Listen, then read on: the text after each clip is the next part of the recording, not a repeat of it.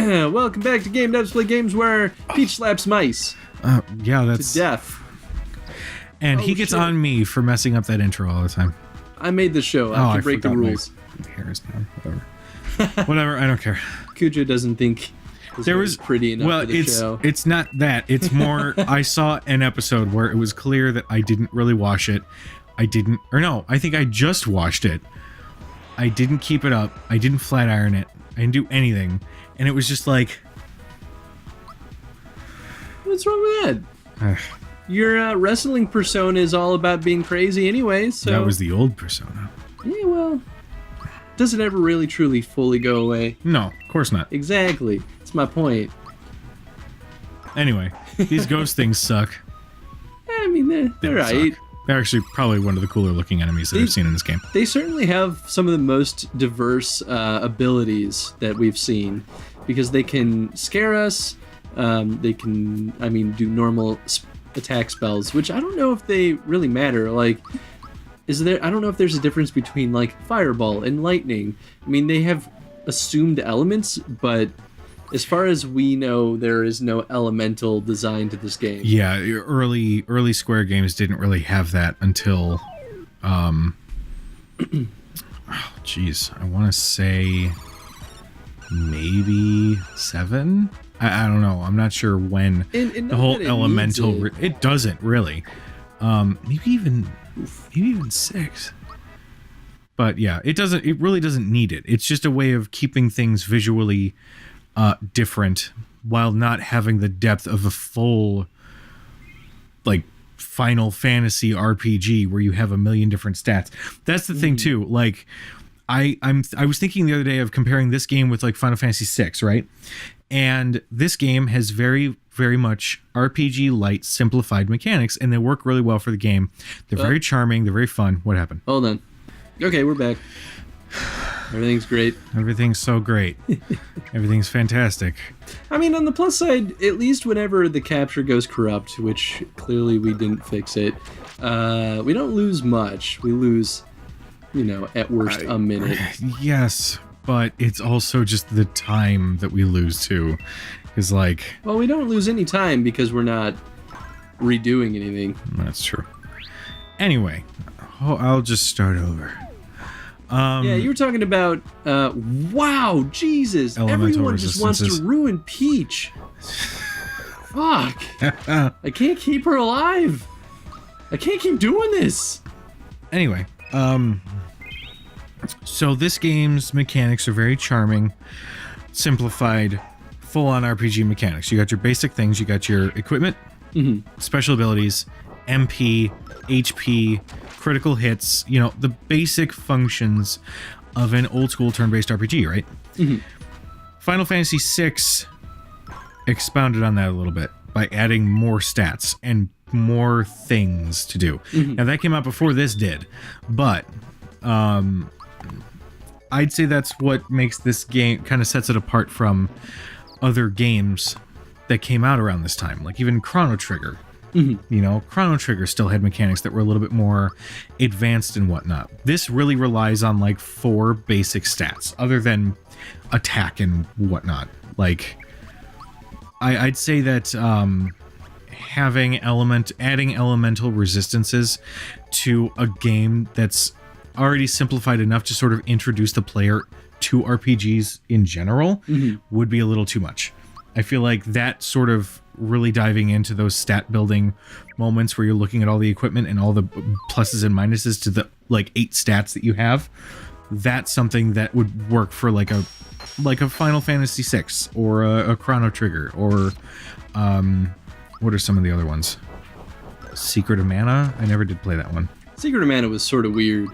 I mean, that was like action-y. Yeah, that was an action RPG, and that had a whole interesting, like, a relatively complex weapon system, which I never played Secret of Mana more than maybe an hour.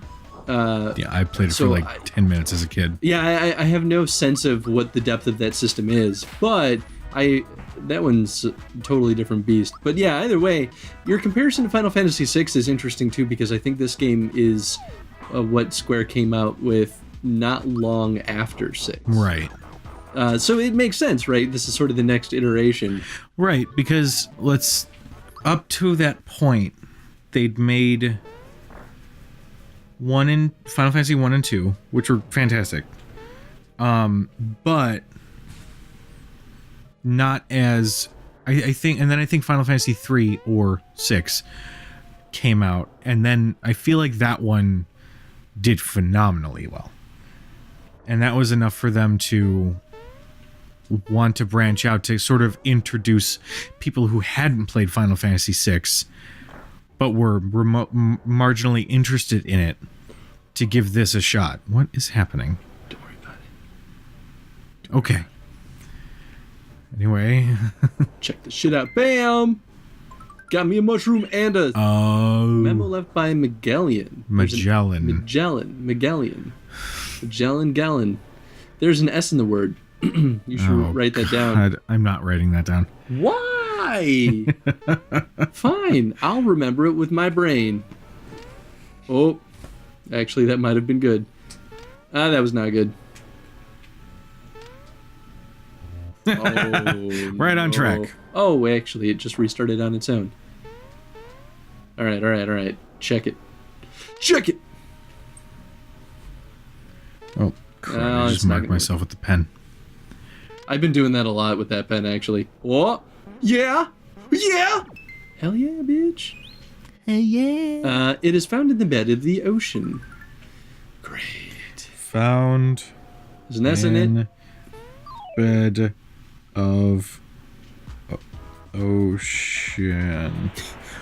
Do you ever write a completely different letter than your brain told your hand to write? Absolutely. And then you're like, I can fix this. So you write over it, but it looks like 3 times worse. Yeah. And then you try to fix that, and it just becomes a scribble. It happened like 4 times writing this. It's okay, buddy. We've all been there. My handwriting is like a serial killer's like ransom note anyway. Wow. That's why I type.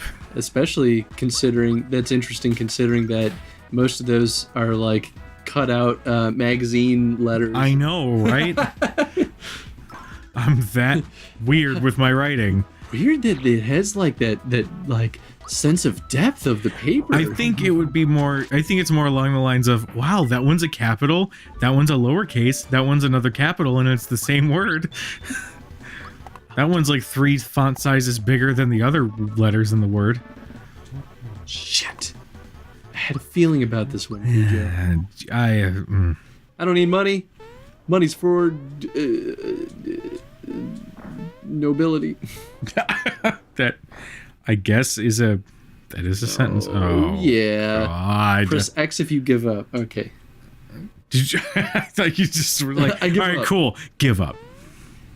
I think give up just takes you back. Oh, I love this. Nope. I remember this. This reminds me a lot of a Link to the Past, in a much less complex way, because there was a little like the first dungeon in the Dark World had this area you had to traverse, but you couldn't see anything, and I always thought that was super cool. And then this is like, yeah, I'm gonna figure it out. I can poke around in the dark and I can find my way through, and that's what prepared me for beating a Link to the Past randomizer when I have to poke around in the dark. Because I don't have a lantern. So anyway. Yeah. Ooh. What are your thoughts on this? I'm okay with a maze. Oh! What I'm not okay with is a maze where shit. I can't see anything. Why? What's so bad about it? Because I can't see anything.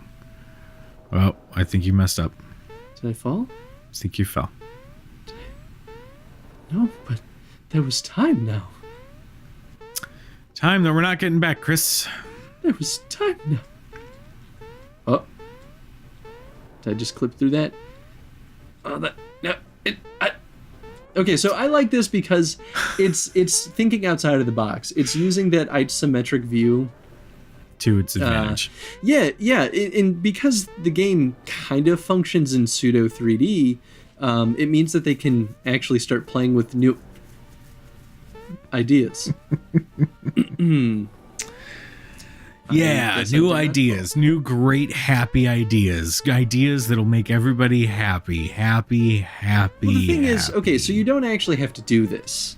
This, all it does, it gives us a clue for the puzzle. But I think that at the end of the day, you can just kind of like beat your head against the puzzle until you get through. Right. And I'm pretty sure that's what I did as a kid because I didn't know what to do with these clues.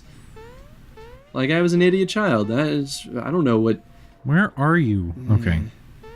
You know, around. Come on. Oh, boy. Come on, Mario. Shit. Oh. Yeah? Oh. You sure? Oh. Got it? Oh. Okay. You fell. Well, I think you have to. And no, I did not totally fall. Okay, so there's a wall there. That's my clue. Cujo. Come on. And I did fall a little bit, actually. Oh! Yeah, what up? Anyway. I got royal syrup. Oh, what does that do? Of course. Pure water defeats ghosts. Oh my god. All this time I didn't realize that would just kill everything. Yeah. What's elixir do? Ooh, I'm gonna keep that. Ooh. Do you have any flower? Well, don't get rid of any flower tabs. I'll get rid of a mushroom. I know this is a 3-dimensional maze. Thank you. Alright, it has 2 vowels. Easy. And hard. Peasy. Oh, X is normally the button you use to access this UI. Okay, well that makes sense because you won't need to do that there. Well, with that in mind, this is actually all the time that we have for this episode of Game Devs. Flower points. Okay, so I think those are the 3 hints. So what is it? It has an S in it.